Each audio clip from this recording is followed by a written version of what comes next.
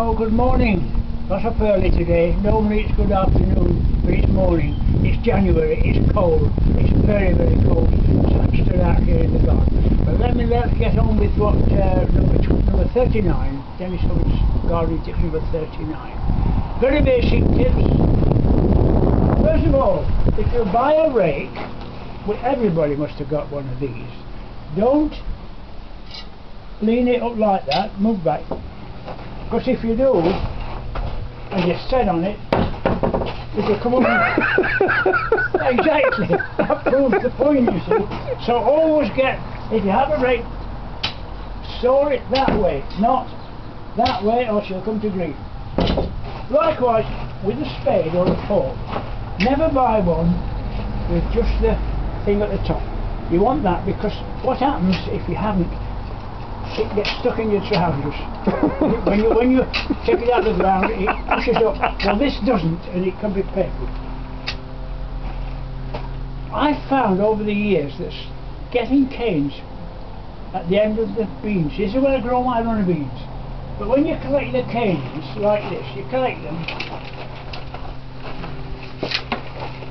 and before you know it, so what you do, what I've found now, you get a pipe and blank the end off. I'll just show you, just a sec, I'll show you. You blank the end off this black tape. But talking about this black tape, it's got 1001 uses in a garden. Really, I would never be without it. And it's relatively cheap too. But that's what I blank them off with. And then you get your canes, pop them in here like this. Many as you want, many as you can get in. That looks awkward because I'm only a shorty, you see. If you're a tall man, you'd do it very much better. Get them in there like that. In there. Talk amongst yourselves while I'm doing this. A couple more, we get a couple more. Put them in there like that.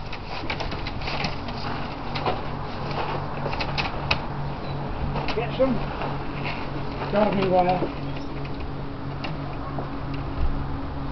Fasten it with the garden wire like that.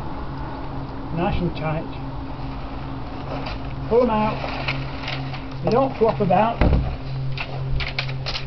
Gardening wire at the other end. I thought you were going to store them in the pipe. Oh no, well you can, but it's only limited the amount of the number you can get in there. You can store these then easily in bunches like that, like 2 bunches. That one's bent, so we don't bother. So that's a tip for that. Right. Cold frame. Yes. If you like to come this way, I'll show you. These are the lavender that I've got in there. I've got 3 in there. There's a bit in there all the winter, and with this very severe frost, I've lost probably the odd one, but most of them are in pretty good condition. Now this spring, I'm having my cucumbers in here, because you see, the idea was to put them in, and you couldn't close it. I couldn't understand when I put it, it wouldn't. Strange, isn't it? So you've had to sink it into the... So I make a big hole in there, and this cucumber frame, what I'm going to call it cucumber, it's like what my father had when I first saw cucumber 75 years ago.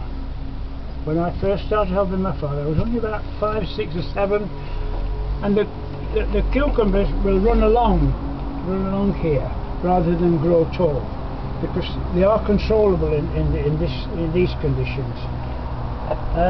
So there we are. That's how good this is. The trouble is with this greenhouse, as you can see, the sun is in full bloom over there, but this doesn't get it for another 3 or 4 weeks. Right, I'll close them down.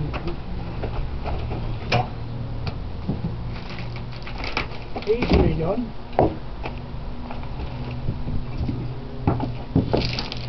And you can't put weight on.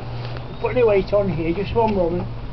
I've got three barrels, 3 water butts, all full.